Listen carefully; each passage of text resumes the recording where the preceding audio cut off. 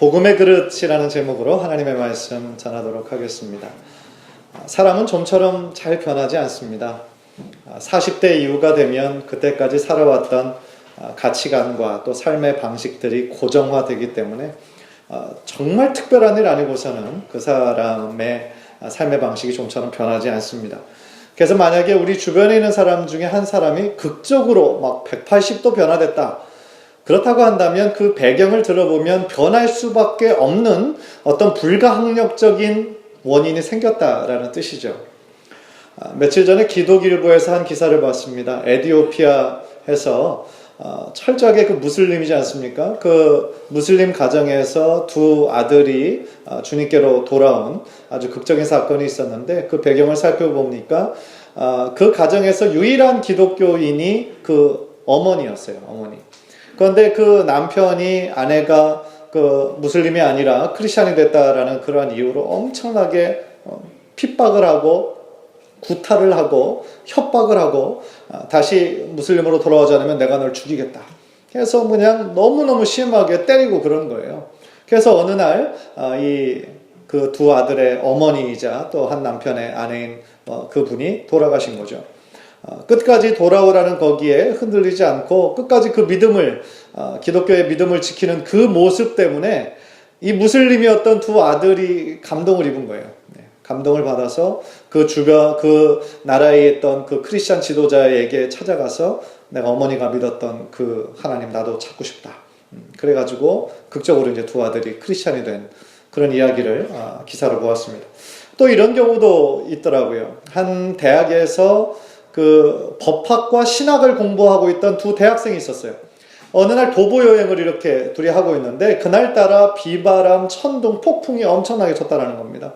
그래서 하늘에서 천둥이 막 쳐가지고 잘못해서 그 같이 가던 친구가 죽은 거예요. 얼마나 놀랐겠어요. 그래서 자기 함께 가던 친구가 옆에서 막 죽는 것을 보니까 깜짝 놀라가지고 그때 성한나야 성한나야 나를 도와주셔서 나를 이거에서 구해주시면 내가 수도사가 되겠습니다. 그렇게 소원을 했던 사람이 있어요.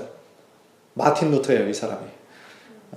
종교개혁을 했던 그 마틴 루터가 수도사로 되겠다고 소원을 한 그 계기가 그 친구가 갑작스럽게 죽는 그 엄청난 자연의 힘 앞에 죽는 것을 보고 깜짝 놀라가지고 신에게 소원을 했던 거죠.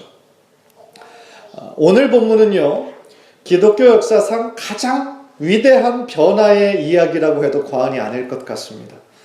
사울이 부활하신 예수 그리스도를 만나 정말 복음의 증거자가 되는 아주 놀라운 장면을 그리고 있죠. 이 회심의 이야기가 얼마나 중요한지 이 누가는 이 사도행전에서 3번이나 이 이야기를 강조했습니다. 생각해보면 이 사울이라는 사람이 부활하신 예수 그리스도를 만나지 않았다고 한다면, 이러면 이 신약의 정말 많은 부분과 이 기독교 역사가 굉장히 달라졌을 거예요. 이 사울이, 그 바울이 기독교 역사에 미친 영향력은 정말 엄청나게 큰 것이었죠. 하나님께서는 그 사울을, 어떻게 보면 예수 믿는 자들의 원수되었던 그 사울을 복음의 도구로 사용하셔서 예수 그리스도의 복음을 전 세계로 확장하는데 그를 사용하시는 것입니다.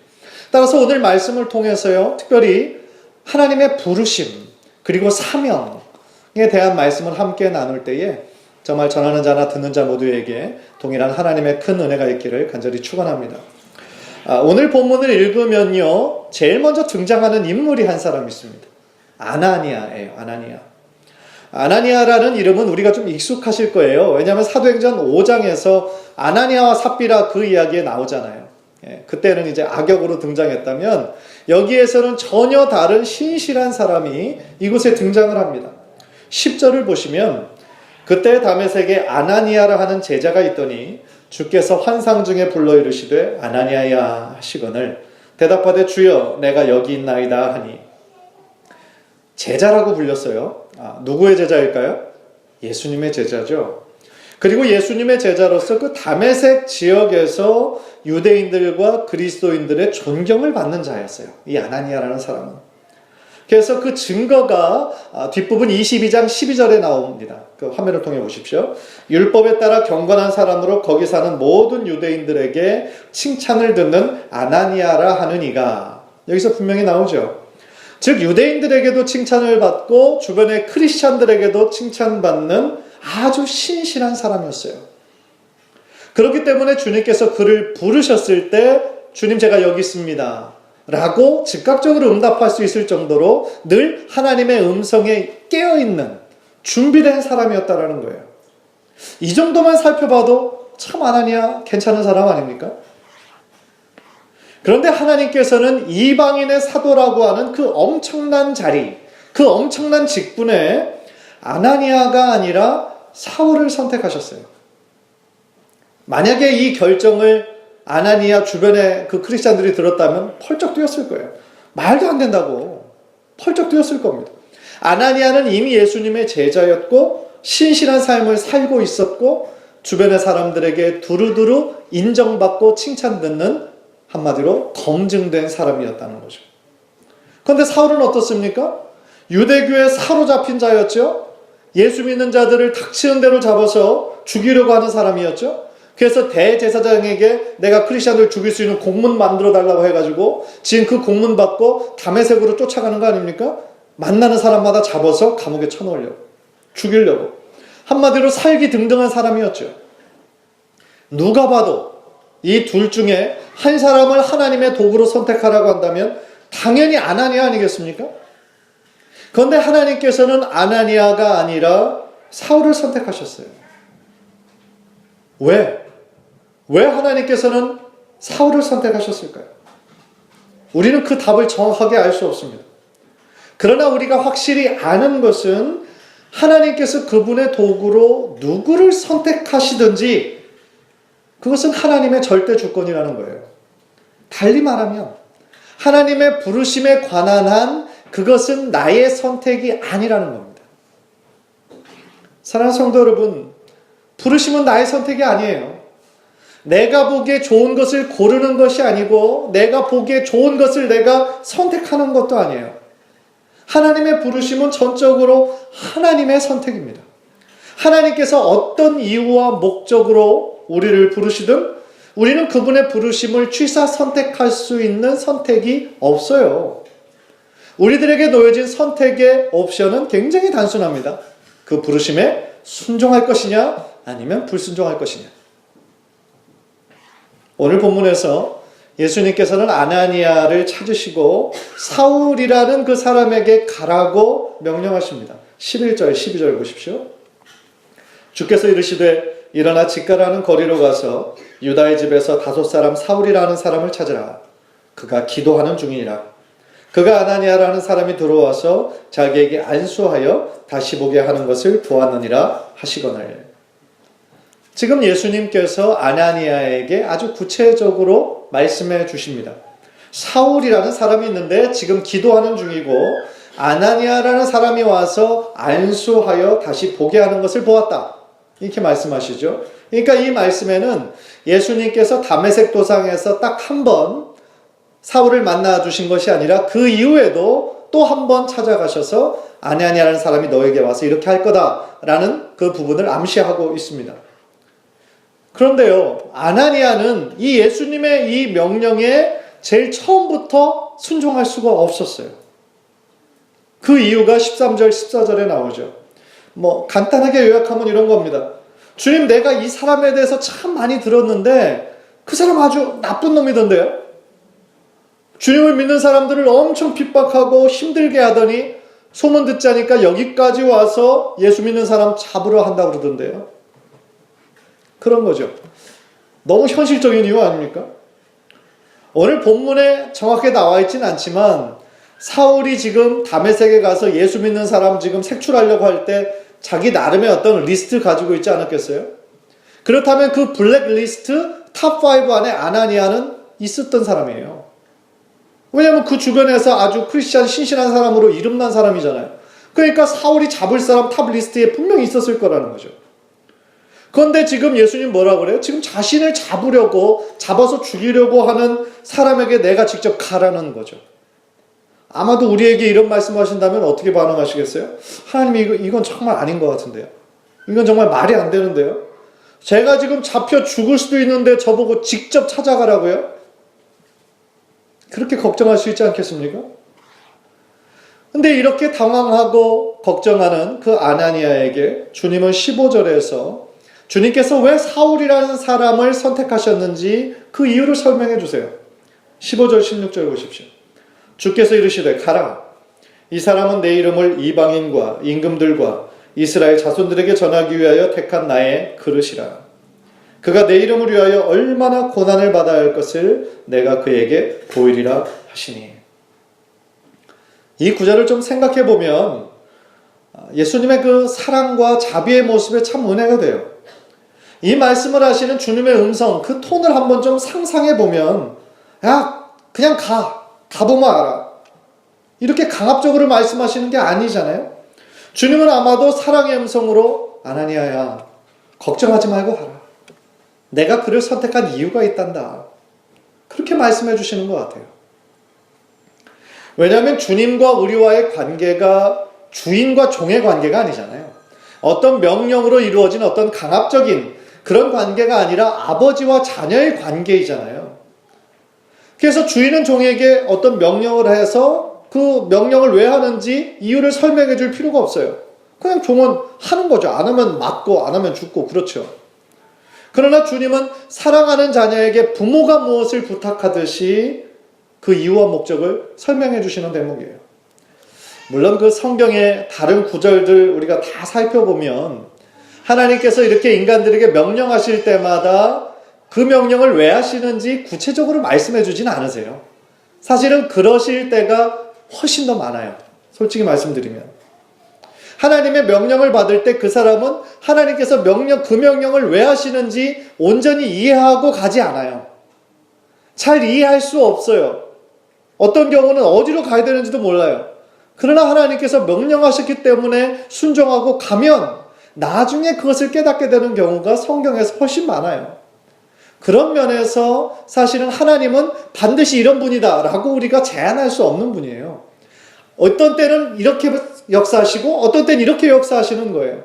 하나님은 크신 분이시죠. 우리가 어떻게 정의를 내릴 수가 있겠어요. 그런데 오늘 한편으로는 오늘 말씀에 나온 것처럼 아나니아에게 어떤 합당한 이유를 들어 설명해 주시는 거예요. 그래서 아나니아에게 스스로 일어나 그를 찾아갈 수 있도록 하시는 거죠. 그래서 이 부분만을 살펴보면 참 감사하죠. 하나님께서 우리같이 이렇게 연약하고 부족한 믿음을 가진 우리들에게 깨달을 때까지 기다려주시는 그 하나님의 그 은혜가 있어요. 얼마나 감사합니까? 하나님께서 일하시는 방법은 마치 막 소를 억지로 끌고 가는 것처럼 그렇게 억지로 우리를 시키는 것이 아니라 우리가 우리들의 마음을 돌이키고 주님 뜻에 자발적으로 순종할 수 있도록 도우신다는 거죠. 그래서 17절을 보면 이 아나니아가 하나님의 말씀에 설득당하는 것 같아요. 그래서 설득당한 아나니아가 하나님의 명령에 순종해서 사울이 있는 집으로 찾아갑니다. 그리고 그에게 안수하죠. 17절을 보십시오.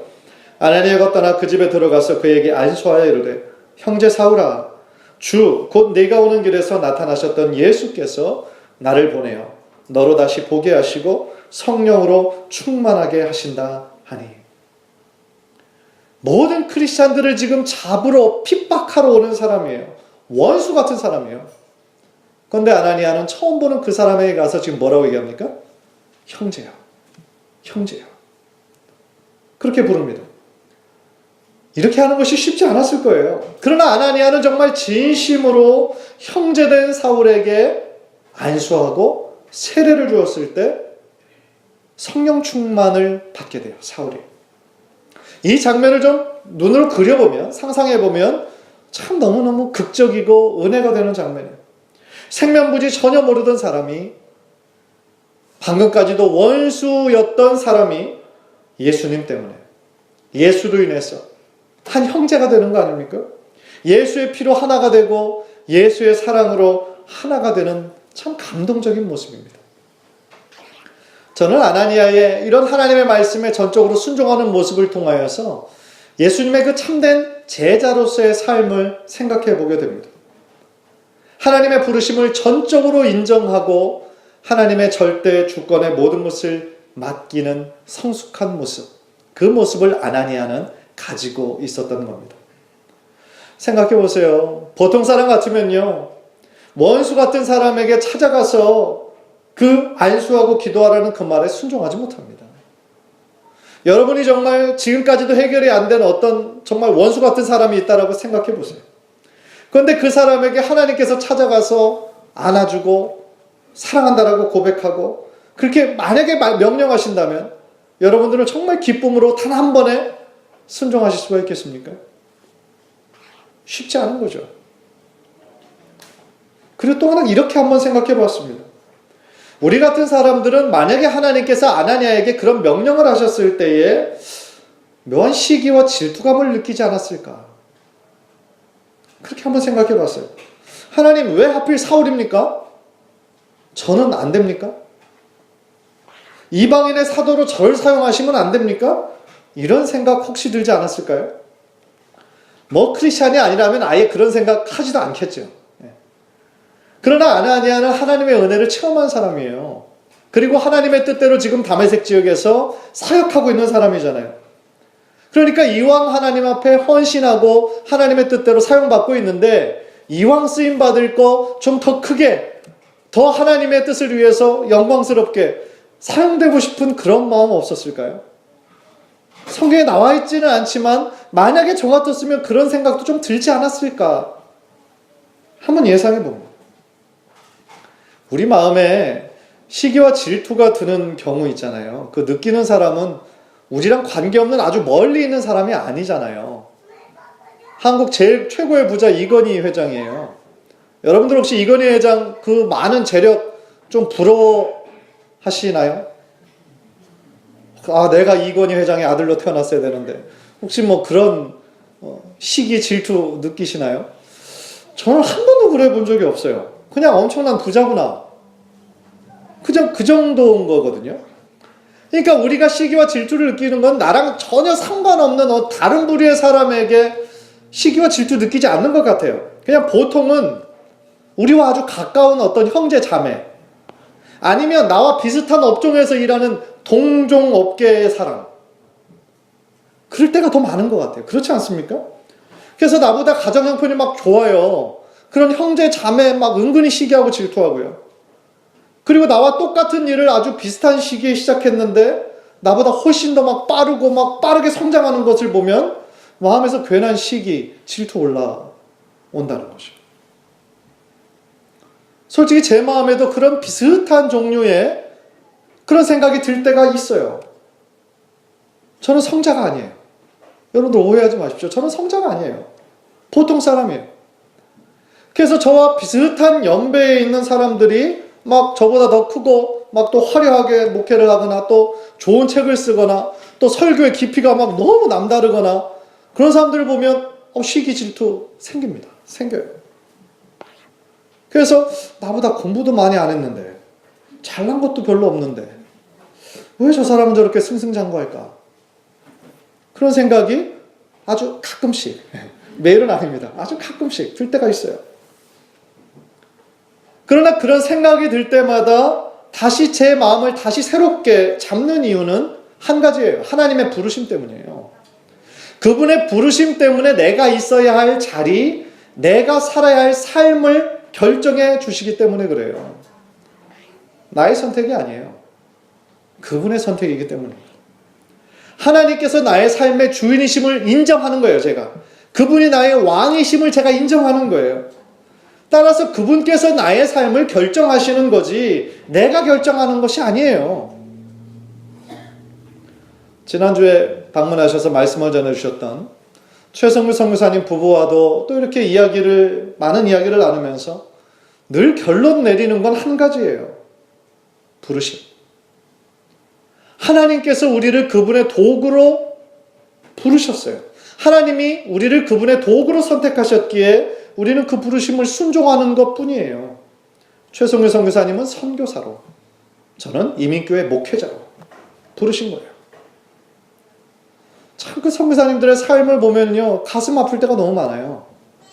우리는 너무나 당연해서 한 번도 감사하지 않는 그런 것들, 전기 뭐 들어오고 집에 냉장고 쓰고 물 쓰고 이런 것들에 우리 감사하며 삽니까? 아니잖아요. 너무나 기본적인 거잖아요. 그런데 그런 것들을 마음대로 누리지 못하시잖아요. 자발적으로. 그래서 왜 저런 삶을 살아야 되나? 인간적으로는 그런 생각 들죠. 왜 많이 배운 사람이 왜 그런 오지에 가서 왜 그런 삶을 살아야 돼? 안 살아도 되는데. 그런 생각하죠. 그러나 언제나 대화를 나누면서 내리는 결론, 그분의 부르심 때문에. 동일한 점은 저나 그 선교사님이나 하나님의 부르심 때문에 쉽지 않은 길을, 때로는 힘들고 참 외로운 길을 묵묵히 가는 거예요. 그분께서 우리를 그렇게 선택하시고 부르셨기 때문에. 마찬가지입니다. 하나님께서는 사울을 이방인을 향한 그분의 선교의 도구로 선택하셨어요. 그리고 아나니아는 바울을 돕는 조력자로 부르신 거예요. 하나님의 선택과 부르심은 언제나 정확합니다. 특히 사도행전 1장 8절을 이루어가는 데 있어서 예루살렘과 온 유대와 사마리아와 땅끝까지 이르러 내 증인이 되리라 하시니라. 사울을 땅끝까지 복음이 확장되게 하는데 그 사람을 선택하신 거예요. 사도행전을 계속 읽다 보면 왜 사울일 수밖에 없는지 우리가 깨닫게 돼요. 그 시대 복음이 이방인으로 선포되기 위해서 가장 적합한 사람이 바로 사울이었던 거죠. 사랑하는 성도 여러분, 당신의 부르심은 무엇입니까? 우리 성도님을 향한 하나님의 부르심이 무엇인지 여러분들은 알고 계십니까? 그 부르심이 무엇이든지 상관없이 중요한 것은 뭐냐면 하나님께서 여러분들을 선택하셨다는 거예요. 그리고 여러분들을 통하여 하나님의 선한 뜻을 펼치시기를 원하신다는 겁니다. 간절히 바라기는 그 부르심을 깨닫고 그 부르심에 적극적으로 순종하셔서 우리 귀한 성도님들의 삶을 통해 하나님께 영광 올려드리는 삶이 되시기를 주님의 이름으로 간절히 축원합니다. 두 번째로 오늘 본문에서 깨닫는 것은요, 우리 모두 사명자라는 겁니다. 우리 모두 사명자예요. 그렇다면 방금 제가 말씀드린 그 부르심, 사명, 무슨 차이가 있습니까? 두 개 좀 비슷해 보이긴 하지만 조금 다릅니다. 부르심은 다른 말로 하면 소명입니다. 소명. The call, calling. 즉 소명은요, 하나님께서 하나님의 자녀로 우리를 불러주신 그 부르심 자체입니다. 그러나 사명은 하나님께서 그 부르신 자에게 특별히 부탁하시는 어떤 것을 맡기시는 그 명령입니다. 즉 어떤 미션 같은 거예요. 그래서 우리 모두는 하나님의 부르심을 받았을 뿐만 아니라 우리 각자에게 주시는 어떤 특별한 사명, 어떤 미션을 가진 사명자라는 겁니다.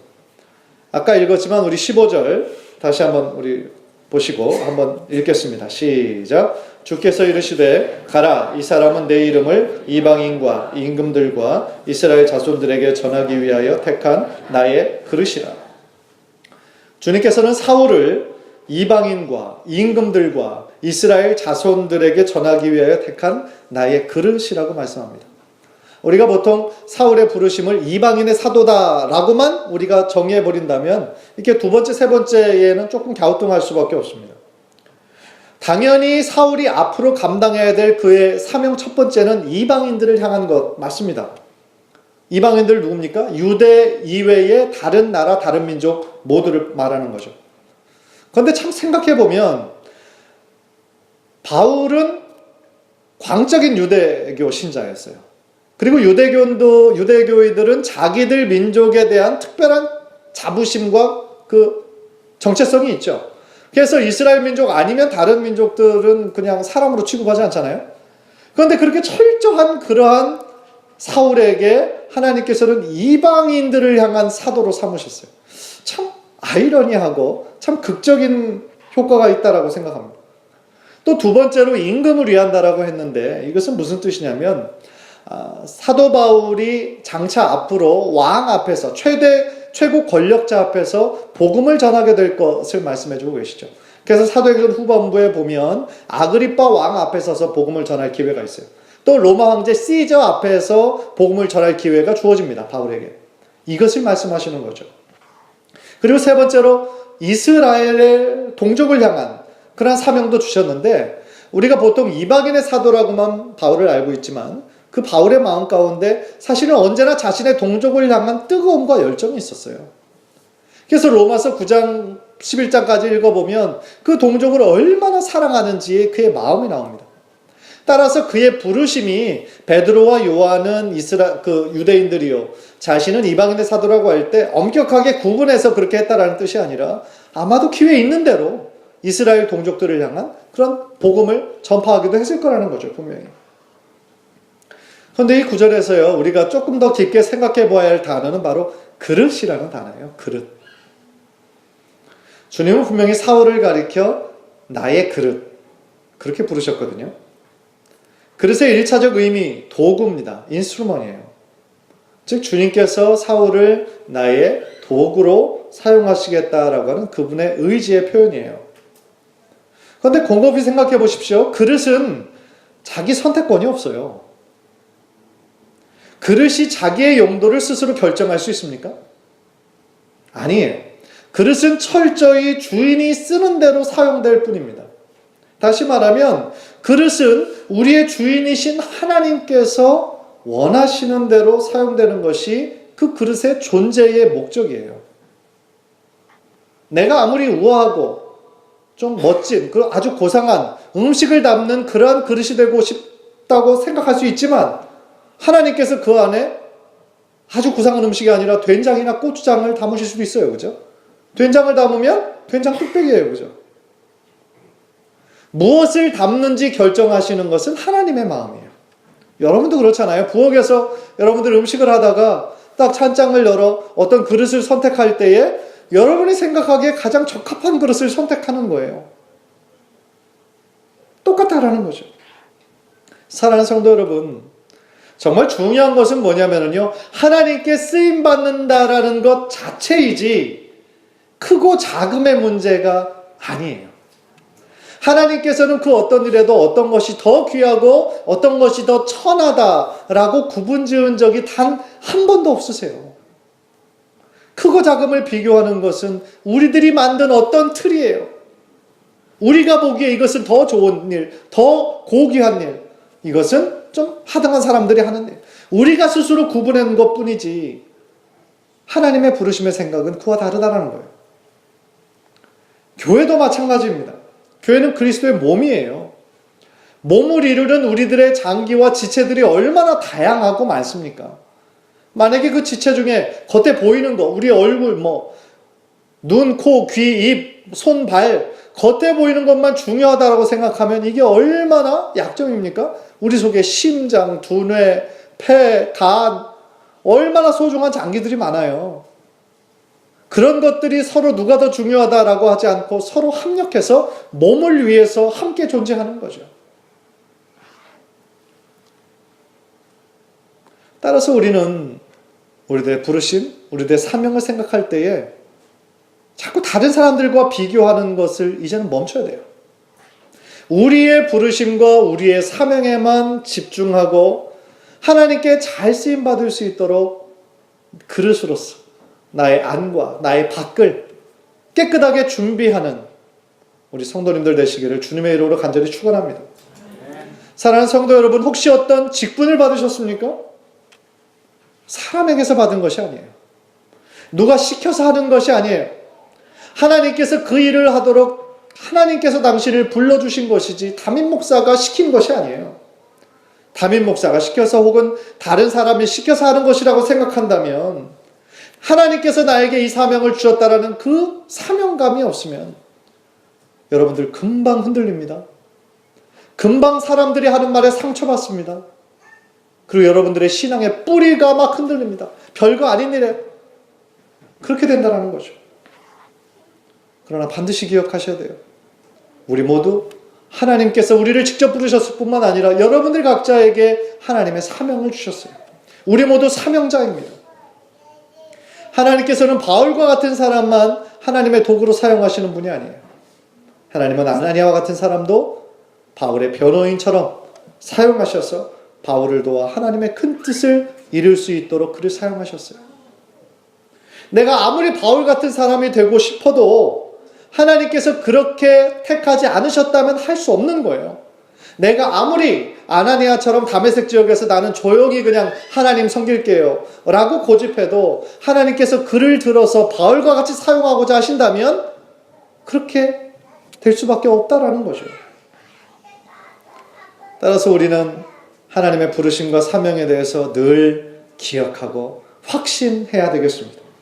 저는 여러분의 그 강한 확신이 있기를 원하고 그 강한 확신을 인해서 여러분의 삶에 어떤 어려움과 힘든 일이 생길 때마다 여러분들을 지켜주고 여러분들을 지탱해주는 귀한 믿음의 근거가 되기를 간절히 소원합니다. 그 확신이 흔들리면 우리의 뿌리부터 흔들려요. 약간만 센 바람이 오고 약간만 어려움이 와도 우리들의 존재 자체가 막 흔들려 버린다고요. 그거는 너무나 연약한 거죠.